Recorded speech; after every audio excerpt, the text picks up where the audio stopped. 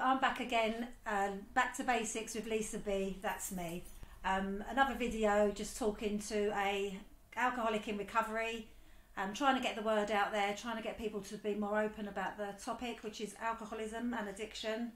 And we're literally just going to be sitting having a chat about how we got to be an alcoholic and how we got recovery. So today I'm joined with Simon. Hello Simon. Hello Lisa. Thanks for coming over, and Thanks for like I asking. said, we're going to literally sit and have a chat, so you can start wherever you want really. Yeah, so it's a funny one really. You know, you find yourself in a situation, don't you, where you're your life's become unmanageable, isn't it? Yeah, just a bit. You know, I found myself in a situation, Lisa, where I couldn't continue doing what I thought was the only thing I needed to do, if you know what I mean. You know, I got myself in a situation where I was, I needed to drink and smoke and a lot of cannabis to get through a day. You know, I mean... Did this start from a young age? Well, it did start from a young age, but at a point of desperation, I got to a point of complete, I've had enough. I've had enough, you know, and at that point I needed to change my life, and that weren't like I need to change my life and you've changed your life. That was going back and forth now for 5 years, you know, or more, you know. And I suppose for me growing up, like if we went sort of to the beginning, you know, I've come into a family where almost two people that were both damaged got married and had kids. Yeah. You know, and my dad had difficulties because he was adopted, and I don't know, you know, but adopted children have a lot of problems. Yeah. Adopted children have a lot of problems. You know, when you take when a baby's born and their mother doesn't go skin to skin on them and look after them, they're straight away damaged. You know, so he was adopted, and he was adopted into a... So he was born in East London, and we've only recently found out who his dad was. And his dad his dad was a crook from the East End of London, you know, in the 60s. Quite a well-known one. And then he's been straight away at 6 months with nuns and that, Catholic. He's straight away moved to Africa and adopted into a well-to-do family with my granddad, who, you know, went to Cambridge and building the universities out there. And so then suddenly he's got, you know, servants and all that, and brought up posh. Why was and it, then why so far away? Well, they were English, and they were living in Uganda. Wow. So, and then you know, unusual start. Yeah, and then in 1970 they've come back, and it's 1970, and you know, he's been brought up, you know, England in 1970, completely different. So he's had a difficult life, and you know, when you're adopted you have difficulties, and then he's run away from home, and you know, he's never got on well with his adopted parents really. He did, but it was difficult. Did he know he was adopted? Yeah, but it's difficult. So he was a runaway and ended up being a bit wild and become a biker and all that stuff. And funnily, at 15 he ran away from home and ended up in East London selling ice creams for crooks, which is a funny old thing that you're drawn, you know, there's something in you that takes you home. Yeah. And that's bizarre. But then my mum... He was in your life? Yeah, my dad. Yeah. And then my mum, she's... her dad's died when she's 9. So it's interesting, they're both having these traumas. And then she'd got a stepdad, and perhaps he wasn't very nice. You know, perhaps she didn't have a good experience there. But her mum was lovely. You know, so then these two people get together as youngsters. Dad's wild, mum's quite timid. Well, I don't know if things make us into alcoholics, because I think I was born with it. But also, there was things went on when I was little that I think you shouldn't be in, and it's, you know, you're being brought up with people that have got their own issues. Yeah. And so it does set you off on some. But they're trying their best. Yeah. And everyone's trying their best. Yeah, so I can associate with that. So everyone's trying their best. So then I've got these two parents, lovely they were, absolutely adored us. But I think where my dad had quite a restricted childhood, we were more feral. Yeah. So there's a home video, and I'm 2, and there's motorbikes. My dad had a business, motorcycle couriers, and there's me, I'm 2. My 2 older brothers are there, and it's a tiny little house, and there's just leather jackets. 1989 it would have been. And they're all bikers. My dad's got a motorcycle courier business that's run from the house. So we're climbing around, people, they're smoking. They're out there with a bomb in the garden, And it was quite, and there's all and we're all there, I've got fucking spaghetti around my face, excuse my language. Right. And I'm being picked up by all these... But it sounds cool, don't it? Sounds like a cool hippie And I'm being picked up by all these other men that where I'm crying, someone's picking me up. A lot of love growing up. Yeah, I did too. A lot of love. But then my dad was bankrupt, so by the time I was... So that business went pop, so by the time I was sort of 4 or 5, my dad was unemployed. And he used to sit at home. It was, in those days, 1990, 1991, 2, 3, it was cheaper.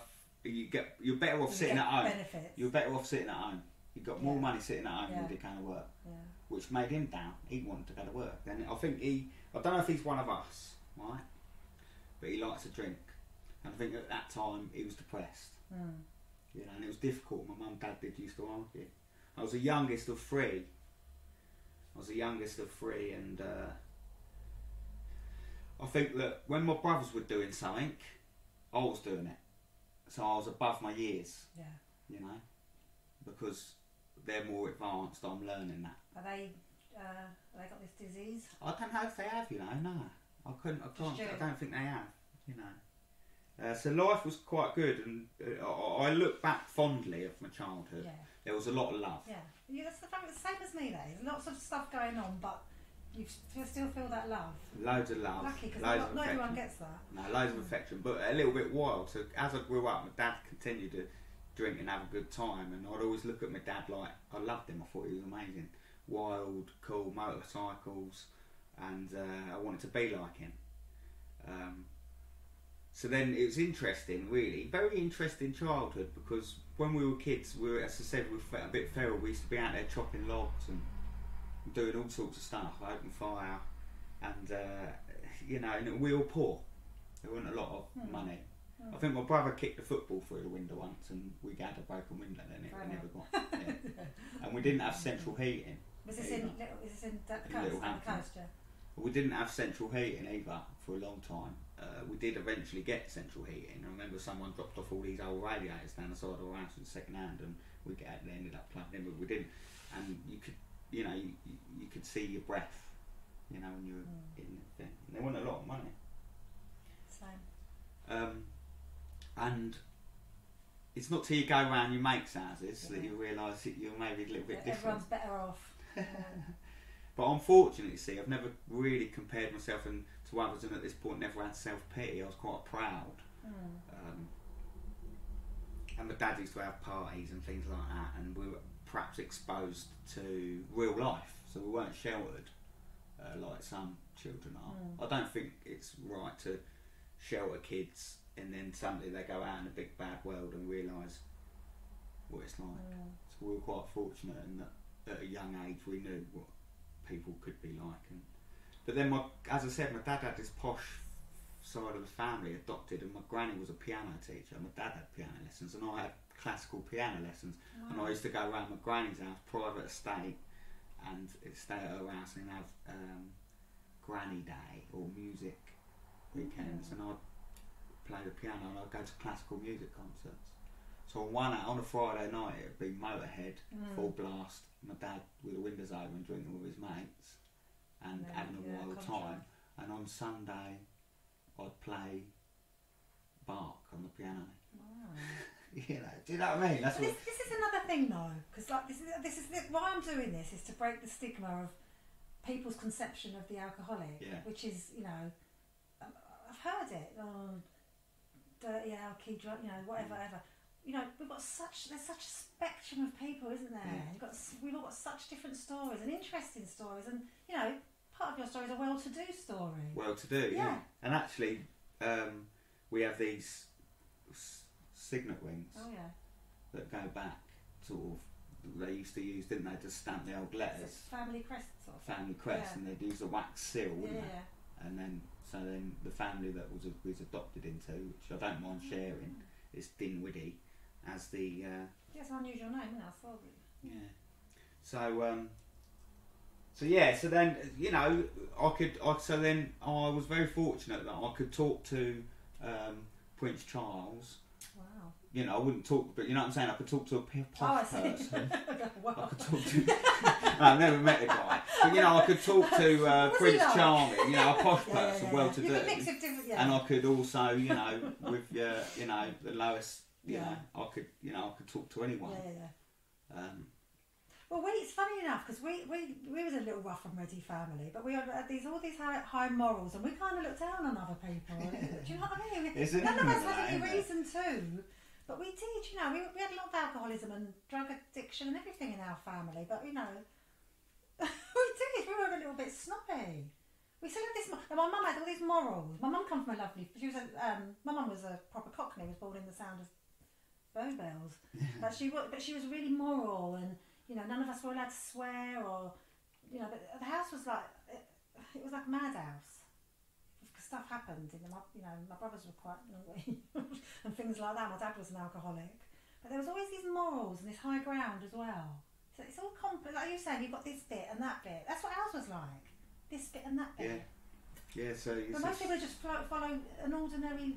Everyone else I knew had this ordinary life where mum and dad were just sound and it seemed that way. Yeah, there was nothing ordinary about... I don't know, because I can only know by my experience. I don't know what it's like to be someone else. But I wanted to be someone else. I wanted to be in someone else's house. That's right, yeah. That wasn't right. Yeah. Although, like you say, there was loads of love there. But there was loads of love. Kids shouldn't see. Loads of love. But that perhaps what kids maybe shouldn't see. Yeah. You know, so you know, I could talk to anyone and you know... Sometimes I'll be, as I say, at classical music concerts with my granny. That's popular, isn't it? But then I'd be teased a little bit by my cousins and stuff sometimes because we didn't talk. You know what I mean? Cause the posh cousins. They'd sort of say, you know, they'd sort of tease us a little bit because we couldn't talk properly. I still get that today in my job. all the doctors talk about my voice. But you know, I can sort of put it on. Oh, hello. We can all do that. Old Si here. Are they really, really, really posh? Yeah, really posh. Oh, wow. So like my granddad used to have they were like in there with bishops and things like that. And he taught at Cambridge. Christ. And things like that. So it's like a different world. It's like old money. You know. But they didn't have any money left, I think. But you know, But anyway, but then my mum's side, very working class, and you know, my nan they'd moved down from Wembley in 1970, and she'd moved to Bognor Regis, and my dad had lived in Bognor Regis, and then moved to Llewellyn. But you know, life growing up was sort of good, you know, and I had two brothers, and they sort of teased me, but it was a little bit wild, and I had this music thing as well, and I was a little bit of a. So like at school, I thought I was the toughest kid at the school. This is primary school, and you know, I'd seen people smoking cannabis and drinking, and this is normal for me. And at a young age, I knew that it was something that I was going to do when I was of age. You know, and I remember something I was looking forward to. Yeah, and I remember like that. Not with smoke, but I couldn't wait to get drinking. With both. Yeah, I couldn't wait for that. With both, and I remember once me and my pal at primary school, we nicked a couple of bottles for the raffle, and we had a little drink up, you know, a school disco, and we were around the corner drinking. And I remember I stayed around his house once, and we drank a lot of whiskey, and I puked up all up the stairs. This is primary school, you know. But you know, it weren't uncommon for us to have a sip of perhaps one of the adults' drinks. You know, they go have a bit of that, you know, or in the pub have a little sip, you know. It was a taboo in our house because my dad was the alcoholic, and so there was no drink around ever. My mum didn't want it there. She knew what would happen. Well, put it this way, we didn't have an alcohol cabinet because it wouldn't have lasted. Yeah. But there was always a drink somewhere. But it was used up daily. Yeah. Yeah. But you know, but then so as I went through, like I thought I was a tough boy, you know. The thing is, I was a gentle soul. What made you want to be the tough one then? Well, I think because growing up we used to watch films, violent films, like there was wrestling, weren't there? It was quite famous, wasn't it, at the time? And it was all about being tough. I suppose. Yeah. Boys as well, a lot of boisterous, boys, brothers, very boisterous household. And I just thought I was tough. And at school, I think I had something about me, and in a way I was like the leader. Yeah. And there was something about me, and even though I never used violence, I used my tongue. And I used to think I was a tough boy. And I remember once my mate hit this kid, and he turned around and hit him, or we pushed him, and this is prime, so he's hit him, and I've ended up having to roll around, and I've fallen in a ditch and broken my collarbone. Oh God. Yeah. And so obviously I wasn't good at fighting. But I thought I was. But so then as I grew up, and then my brother, and then 2 years between us all. So when I got into secondary school, I had one brother in the middle year and one brother in the year 11 top year. Take a sick My eldest brother was into football, so he was in there with all trendy football crowd. And my middle brother got a bit naughty, and he was like a hard man. And if I ever got into trouble, I remember my first day at secondary school, some blokes pulled me aside and tried teasing me and that. And I think he's pushed me about a bit, big bloke. We ended up being friends. And I've gone and told my brother and then beaten him up. And then I've gone and said, you don't mess with me, And I was like thinking I was like a tough boy.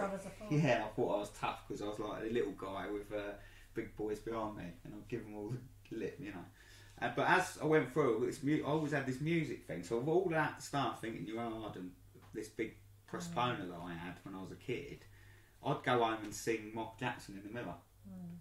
I used to do all them dancing like Michael Jackson. So I think it's we don't know what we are, what we're muddled, we're confused, aren't we? Yeah, we are. Yeah. But I was. But I know who I am now. Yeah. Yeah. Me too. Yeah. And then I used to get into. I was into Elvis Presley and that. But then I got into. Then I got into Kurt Cobain at 13. Right. And then within a couple of weeks, I was a sort of a chav or whatever. I had all the gold rings and the sovereigns and the earrings. I had a shaved head. When I got into this Kurt Cobain, within 2 weeks, or not 2 weeks, but I quite quickly grew my hair long, and I've learnt to play the guitar proper quick. And then I was very confused then, because I was like dressed like Kurt Cobain, but I had all the gold rings still on. Mix up. And the music crowd that I wanted to get into, which is a little bit sort of like not like me, a little bit more gentle, like goths and that. And I was like, they didn't want to knock about me because I was a chav. So you're just trying to find who you are, aren't you? Yeah. That's what it is. And then all my chav mates, it was like, you're blowing us out, and I'd have fights with them. Because you're trying to get. Because I wanted to get in there. You're trying to fit in every pocket, but you have to just find you, innit? That's just be yourself. But then now I've got a problem. I was like that. I want to be like just like that one. Yeah. I was like that. But now I've got a problem, right? Because I can't wait to get onto drugs and drink, and I quickly did. But I've got a problem because I'm pulled by 2 things. But everyone I look up to now, all the music and that, all the musicians I like are all drug addicts and alcoholics, and they're all dead. Yeah.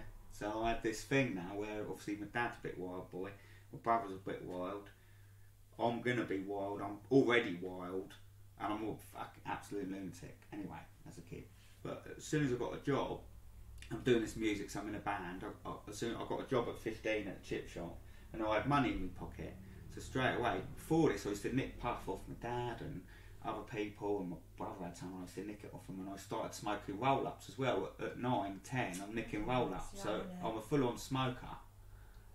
First day of secondary school, my mum gave me £1, and my new mate, I've pulled him aside, we've got new mates, I've got my £1 for my burger, and I bought 2 cigarettes, and we had one each. We're best mates now. So, straight away, I was going that way, wasn't I? I was going that way. But yeah, then I got heavily addicted to cannabis as a kid. Heavily, really obsessive. So I bought this moped, I'm going to work, I've got my long hair like Kurt Cobain, I've established myself with a music crowd, and I'm smoking a lot. I used to smoke hash. I used to get a half ounce, and I used to smoke, it used to last me 2-3 days. and I used to smoke a 10th before school. I don't know the terminology. Yeah, no. it's like I used to smoke like £5 worth before school, £5 worth at lunchtime, and £10 worth after school. So I used to smoke a Did your mum and dad quarter. know about all this? Well, no, not really, sort of. So then this is another thing. My brother ran away from home when he was 14, and my parents were so terrified that he'd do it again. He said, "Oh, if you don't let me smoke, I'll run away from home again." So he was allowed to smoke in the house at 14. But here's me, 15, 16, still not allowed to smoke. But because my brother was allowed to smoke in the house, I used to smoke all this in the house, and they thought it was him. Oh, okay. Yeah, and he was a bit older than me. But it was me. I was the worst one. I smoked the most, and I was heavily like to the point that if I didn't have it, I'm kicking off. Like I was full on addict straight away from the get-go. Bang. Did your mum and dad not see you as getting high and all that? I think they knew. I used to go to Harley rallies with my dad on a motorbike when I was about 14, 15, and we went all places, Belgium and all these places, the bike club. And I used to, he used to sort of let me have a little bit, have a bit, but don't tell your mother. But he didn't think, he didn't know the extent of it. And my mum, I think she didn't want to admit to it, you know. But then a lot happened, you know. We sort of found out my mum might have been having an affair, and you know, then we had a lot of resentment and that. And my mum pulled me aside one day and she said, "You've been smoking and that." And at this point, I'm 16, and it was bad anyway. I'd already started taking ecstasy as well at school. 15, we started taking E's on Friday nights, and drinking and all that stuff. We drank in parks, all that stuff, from a young age anyway. So it's not looking good for me, is it, No, Lisa? not really. I'm not going on a very good path, you know. And found out my mum was having an affair, and it was quite traumatic actually. So someone should have intervened at this stage, shouldn't they? That's what I'm thinking now. Shouldn't they? Someone should have intervened, but then you just go and do it secretly. No, I knew. Yeah, Well, to the extent, yeah. you know, or it's like a phase. Yeah. You know, but at this point, I've actually, my mum's told me off, and I've said to her, "You're having an affair" and all that, and I've kicked her out. And I phoned my dad and told him, and he's come back from work, and and they were together at this point. Yeah, I felt like I'd broken the home up. That's a lot to I put that on myself. Yeah. You know. Yeah, but you're just a kid. You know, and then I moved out, got my own flat, and that was wild. Like I only wanted to have somewhere to live, but the punks mates were all in bands. There's drugs everywhere, and eventually I ended up coming home from work, and everyone's sitting around in my flat, and I used to get the ump. So if you can't beat them, join them. I turned it around. I started ripping them off, selling them drugs, and frightening them all, bringing my brothers in and that, and made it like uncomfortable for them to be there. So I got really messy. Got really messy, and I'm still doing this music thing. So I'll fast forward a little bit. You know, we know what happens from here. But there's one thing I need to point out, and that's at sort of 16, 17, I'd go out with my mates, and the first time I got arrested, I was at Concord 2, and we was in the music scene, so we sort of had backstage sort of passes, and there was a sort of famous band playing, and I got kicked out because I thought I was, you know, I had all this ego, you know, I thought I was the king of the music scene, thought I was the best. And I got kicked out by this promoter, and so I just walked through the front, got a pass and that, kept me in. And then he clocked me again, I got kicked out, so then I'm like, I'll go around the backstage. So I've gone through the back, I've got a backstage pass, and they're going to kick me out again, and I've got so vocal and verbal that the police have come, and I was so vile with things I was saying. Is this in drink? This is in drink, Yeah. This is young as well, 17, 16, 17. I've got arrested in Brighton, and I was giving it all the big un. And as soon as I got in that police car, I cried like baby. Because it's all a front, isn't it? And then when I got to the police station, I was thinking, do you remember that Blues Brothers? Well, when I got really, but when I got to the police station, I was giving it all the big un, like being Larry to them all, and the sergeant and that. And then and in the morning, I was all like romantic, like, do you know the Blues Brothers when he gets released and they go like, you know, 2 cigarettes, 1 pair of Ray-Ban sunglasses when he gets released. Yeah, and I thought it was like all ego. Yeah, and it's fantasising. You know? But did you? But I don't know if you did, but I'm guessing you had fear in you, really. Well, yeah, I was terrified, but to begin with. But then that set the pattern, you see. Then, and the thing is, I had this self pity because every time I went out, like this would happen quite frequently, not all the time, but I'd get arrested, and I'd always think to myself, "Why me? Like we're all drinking Everyone the else is same. drink, exactly. We're all doing the same drugs. You know, why me? Why is it me? Like I was a victim. Like I used to feel like that, but I never used to get arrested and stuff. I got done for drinking and driving once, but I used to go into a pub where people had been there for a long time. Girls. And I used to like sitting with the guys though, because girls didn't interest me. I like the banter and all that. But I used to go in. The girls, some of them had been there like from the afternoon because we had a lot of friends in this pub. And I'd go in, and within half an hour, I'm off my face. Yeah. And I remember thinking, I didn't get it. Yeah. But then I'd drunk about probably what they drunk all day in an hour. Large drinks that hit the spot, you know. And I tell you what was an eye opener for me. Last year or the year before, I had a girlfriend. She worked in the pub, and obviously I don't drink, but I'd often go and pick her up after work. Sometimes I'd sit around in there for the last 10 minutes. Not a good idea. Nah, well it did. You know, it was okay for me. But do you know what surprised me, right, Lisa, is that people didn't seem. It didn't seem like they weren't out of control. And this is something I keep saying.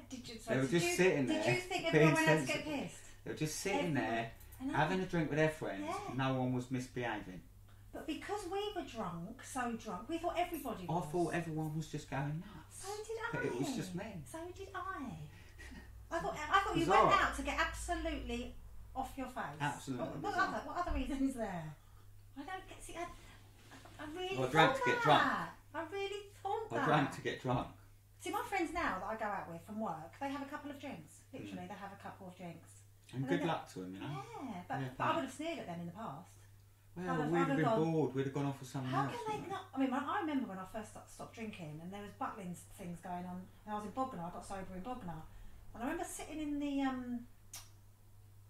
a place that served a pub that served coffees, and these girls were having coffees, and I was trying to get sober myself, and I just got sober, and I'm thinking, what is the point of going away for a weekend and coming in a pub and drinking coffee, but really in a derogatory way? Like there's something wrong with them. Yeah. And I wanted to go and actually say to them, you know, I actually can't drink, and you're sitting there drinking coffee.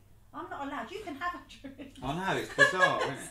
But you know, it's bizarre, and you know, and that's in your sobriety, isn't it? Yeah. And this is the thing. When I was young, when I was at school smoking my dope, I'd always wonder why people would be like, "Oh, you're stoned," and I'd be like you could tell, like people were like, "So you look stoned," and I'd be like, really like, why would you be sober when you could be stoned? Like, and, I just didn't understand why. Yeah. Like, we literally. Yeah. And that. But yours come earlier than mine. That was later on in years for me. You realised it a lot sooner. Yeah, well, I was from the get-go. You know, as soon as I had a bit of money in my pocket, I was dependent on to use something to change how I felt, and I was aware of it as well at that point. See, I wasn't for a long, long time. I don't know where I got to now with me. So you're. Yeah. So I was. But anyway, you know, and that was a pattern for me. You know, the getting arrested. Oh yeah, the Blues Brothers story. Yeah. Come out of there. Yeah, that kind of pattern, you know, and we go off on a tangent because there's so many things that are similar, different but similar. I started getting a bad reputation. You know, my brother was a little bit naughty, my middle brother, and if anyone gave me any grief like that first day at school, they'd be sorted out. I didn't have to swing punches. You know, I just click my fingers and things would get sorted out. So then all this ego, you start thinking you're a bit of a gangster, a bit of a boy, a bit of one of the lads, a rock and roll gangster. That's what I thought I was. And anyway, as I went through, but this isn't my true self, you know. Do you know my true self is? That boy that was singing in front of the mirror. Yeah. That's my true self. That boy that was using the old wheel cream and doing ain't nothing but a hound dog, and I used to dance like him. Elvis. You can do that in a minute. I'll do it in a minute. I love Elvis. Yeah. So you know, so it's a funny one, isn't it? Like you say, so confused I was. I know, confused. It is. It really is. And when I hear stories of recovery, I see that clearly how confused we are until we find, you know, something different. And you know, it just become a pattern, and you know, life, you know, at this point, you know, it just goes around in circles. But what I'm saying is that after a period of time, it weren't mates anymore. I remember getting kicked out of the pubs and got put on pub watch. We have a thing called pub watch. I was on that for 10 years. And so then straight away, that's isolated me from my friends. They were in the pub enjoying themselves, and this poor old me, you know. But it wasn't your fault. None of it was your fault. No, but it didn't bother me, you know, because while they're in the pub, I'm drinking, I'm walking around the streets, and I've got my sunglasses on, and drink done for me what I couldn't do for myself, you know. It made me feel like I was somebody. It made me feel like I was a rock star or an artist. It made me turn me romantic. I looked at the world rose tinted, and then bad things would happen, but you know, I'd laugh at it, you know. It went till the morning that you get fucking freaked out, and language again, sorry, and then you have to start drinking again. But if only we could realise that back then that you don't need drink to do any of that stuff you really want to do. And you do that stuff when you haven't got the drink. Don't need it, yeah. And then I was fortunate, you know, like I wrote a few songs, and I bumped into this lady one day walking to work, and she kept saying, "You look rock and roll, you look rock and roll," and I tried to avoid her. I see her again and again, and eventually I spoke to her, and she asked me if I was in a band, and it was MySpace at the time. People used to put their music on, and I sent her, she wrote it down, and next time I bumped into her, turns out her boyfriend was a record producer. Oh, wow. And he'd done The Cure and Depeche Mode and things like that, and in the 80s and that, 70s. And the next thing I know, I'm in London, you know, recording a single, and I've had a girlfriend in London and all this stuff. And next thing I know, I'm running around London. My band's on the radio, BBC, Six Music and things like that. We're getting articles, and we had a record out, and recorded this album, and like, you know, I am who I think I am, you know, at the time. You know what I mean? It gets to your head, sort of, but. You know, and I'd have all these messy gigs. The band were never good. We were always shit. I'd always blame them.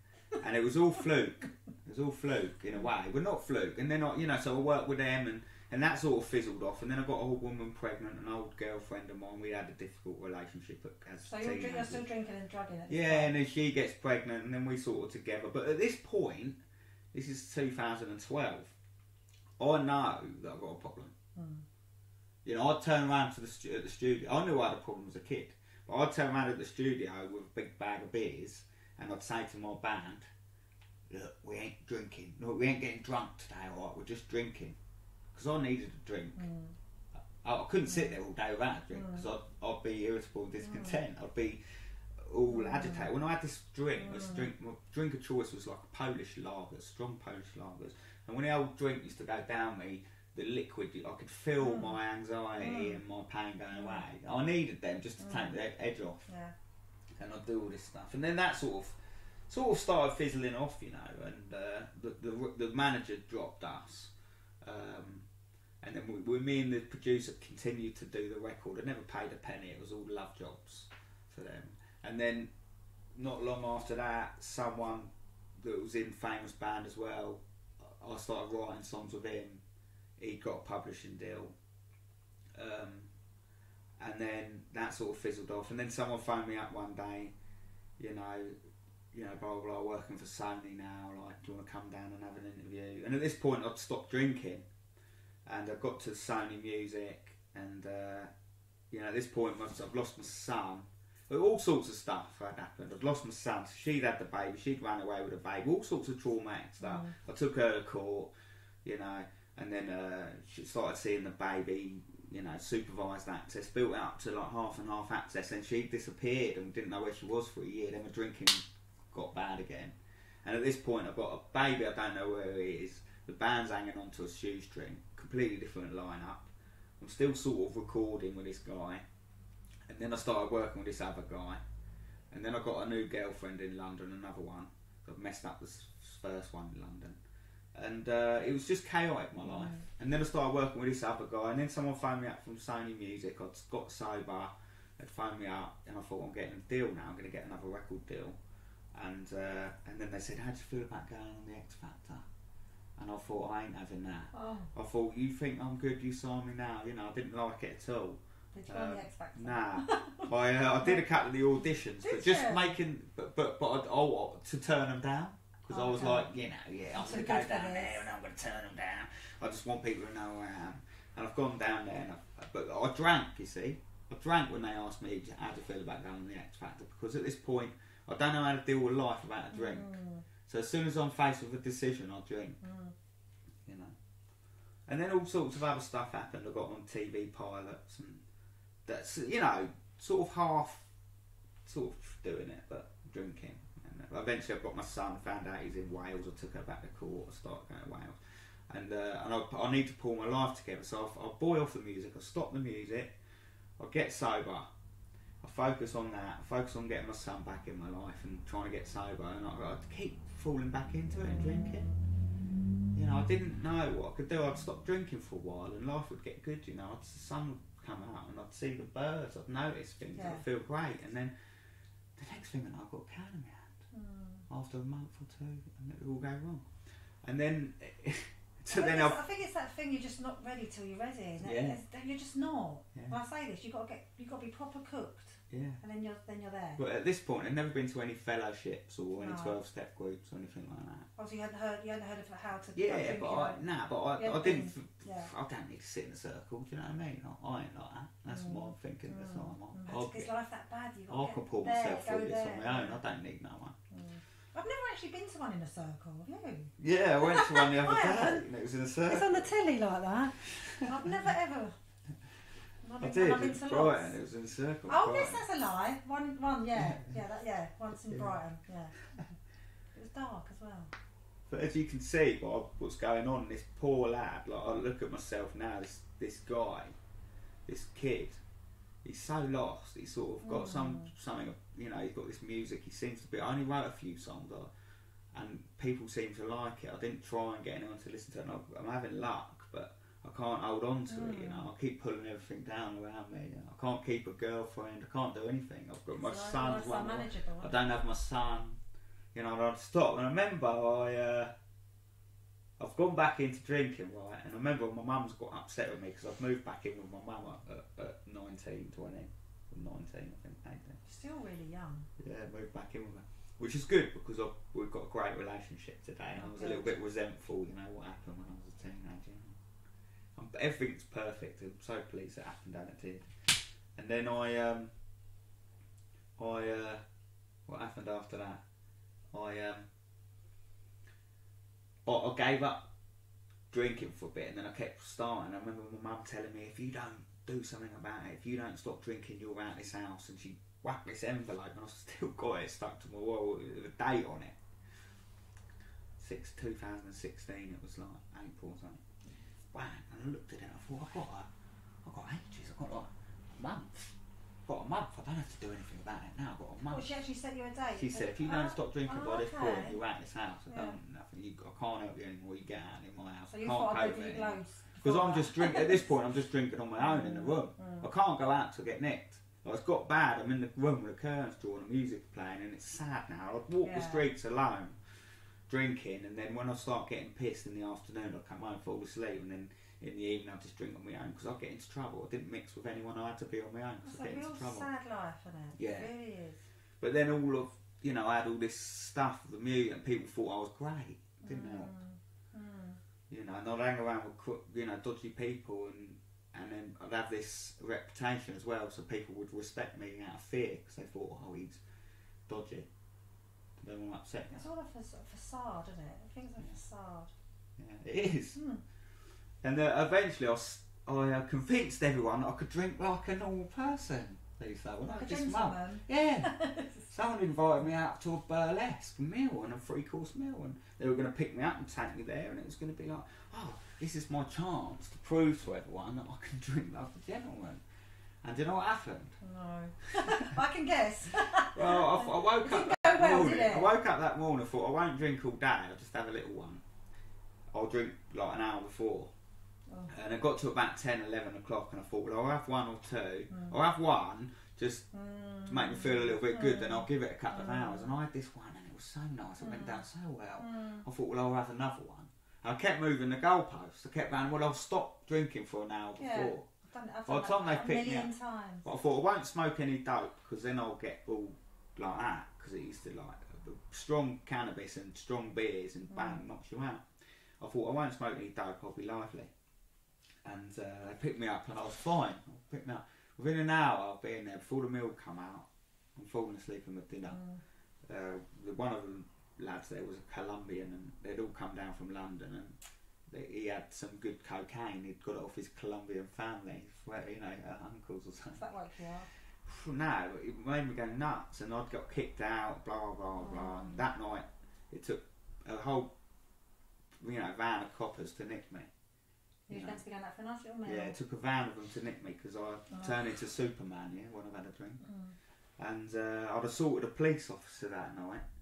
But it was, I remember it was silly really, it all restrained and this woman, she had quite a big bottom and she police her and she bent round a pig tank and I just thought, I couldn't resist, I just put my foot, That's what we do. I thought kicked her right in the bum, right, and that was my assault with a police officer. Oh, she was the policewoman? Yeah. So I assaulted a police officer. Laughing, I shouldn't be laughing. But nah, but it was a little bit sort of innocent. But yeah, I but you didn't think want all to these things are really funny, don't you?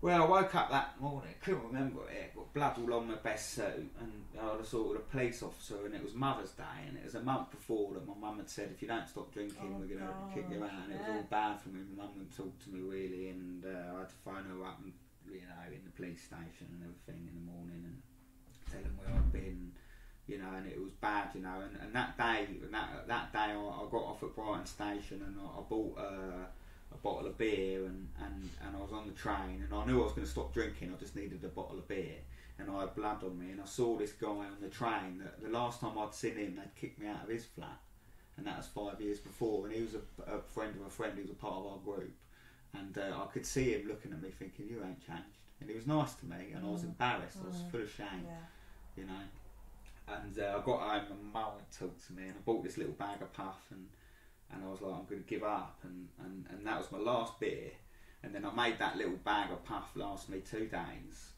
and then so how long ago was that? This was 2016, and then I stopped drinking for 7 months, and I bought a car, I put a recording studio in my house.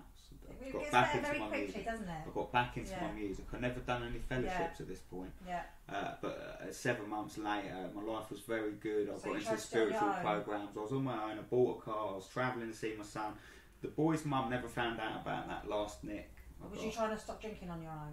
Yeah, I stopped drinking. Help? No help. I did sort of go to this group in Bognor. It was like a drugs and alcohol place.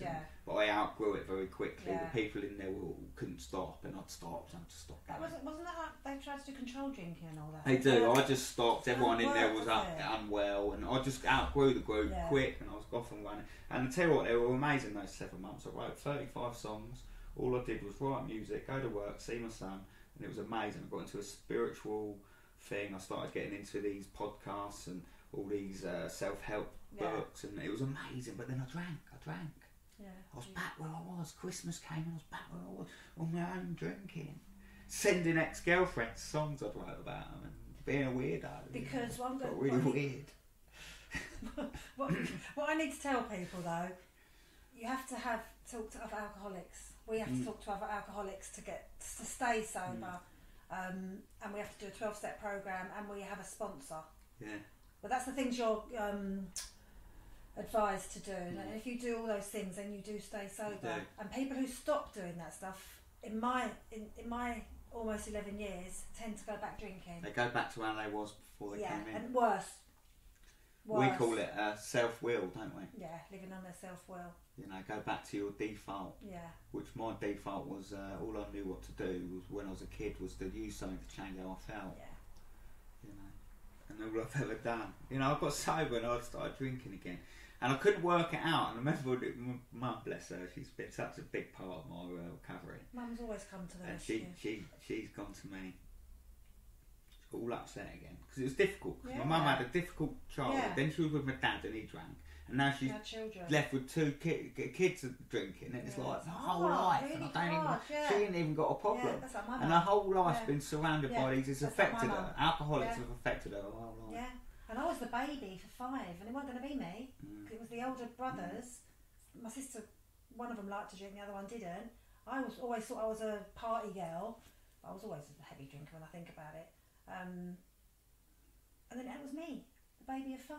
My mum wasn't even a drinker. Had never had any experience of drink. And she had, you know, my brother died when I was 17. He was 31. It's so hard. 31. He was a lovely. They were all lovely, strong men, you know, but they've. Oh, bloody substances just wreck ruined people. People's lives. Yeah, and the family, and now we're talking about the family around it. It's a family illness, isn't it? Yeah. And it affects the people that aren't even doing stuff. And do you know, my mum used to turn around to me, and people used to, I'd be, you know, you're drinking again, you're drinking, and I used to go, all drunk. Well, you don't have to drink, do you? What's it got to do with anyone else? Yeah. If I want to have a drink, I'll have a drink. If you don't have to drink, mind your own business. Didn't realise how much I was a negative effect, because no mother wants to see their son falling asleep. I couldn't bear it. 12 o'clock in the afternoon on Tuesday. Because you are the same age nearly as my sons, and they struggle with alcohol, but they haven't got to cross that line. No, but they are aware, because their mum's got this, and I've talked to them a lot about it. They've got that awareness about it now. So every now and again they pull in the reins, stop it for a while. They're into their health, they're into this and that, and they don't like the after effects. They don't like the feeling of depressed, you know, feeling hungover. They don't like all that stuff anymore, and they're creative. They've got nice. One of my sons is loves his music like you, and the other one is going into comedy. It's brilliant, isn't it? Oh, no, I think I just the more I wore it. Oh, I thought you just poked yourself in the eye. No, I think I was saying it happened with my eye, yeah, but I thought you were starting to get emotional. No, sorry, no. I'm still a little bit cold. I really thought you was getting emotional. Because we do get emotional. It looks the part, doesn't it? Yeah. It looks the part. No, well. I wish I was. I did have a little cry the other day, saying come on the telly, and I thought, this is my time, I'm going to let it out, and it sort of... Because that's what drinking drugs does, it numbs it all down, doesn't it? Didn't really... my emotions have come back, but I do still run away a little bit from them. So anyway, let's talk about you. So, we are 5 years sober now. Yeah. Amazing. Yeah, so I'm 5 years sober now, and so this last time... How's life turn around? It's amazing. So it's absolutely amazing. So this last time, my mum said to me, she goes, you need professional help, and I go to AA. Or 12-step program. No, we do go to AA, but we're not here to promote AA, because we're here to promote people talking about their addiction. So she goes, you need professional help, and I thought, I know I'll do, but I didn't think it was going to help me. I did not think it was going to help me. I've gone to this meeting, and I thought, to shut them up. I've gone to this meeting, and I thought to myself, it's going to be full of street drinkers, the old raincoat, the beards. That's what people think. Never seen them. No. Never see homeless people like that anyway. I thought they're all in there, and I see this. I thought they're going to be dishing out soup, right? And I see this hot tea machine, right? And I come through the back of this meeting, and I see this tea machine. I thought, there it is. No. I was right. They're giving out soup. It's a bloody soup kitchen. And it's a cult. Yeah, I didn't think of that. And I've gone round the side, and I thought everyone looked really well, and some bloke's clocked me, and he's gone, you know, and I've gone, is this a meeting here, and blah, blah, blah.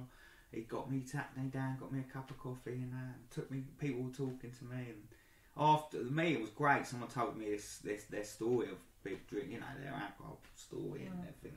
I thought, well, that's great, you know, and then people afterwards were like trying to give me their phone numbers, and I thought, that's a bit weird, isn't it?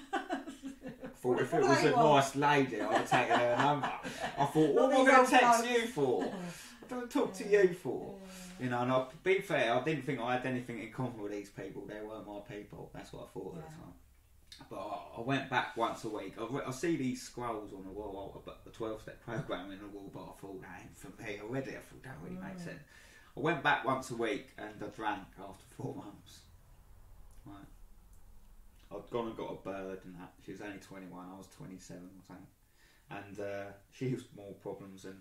Because you've got to do it properly. Yeah. Half measures, what is that?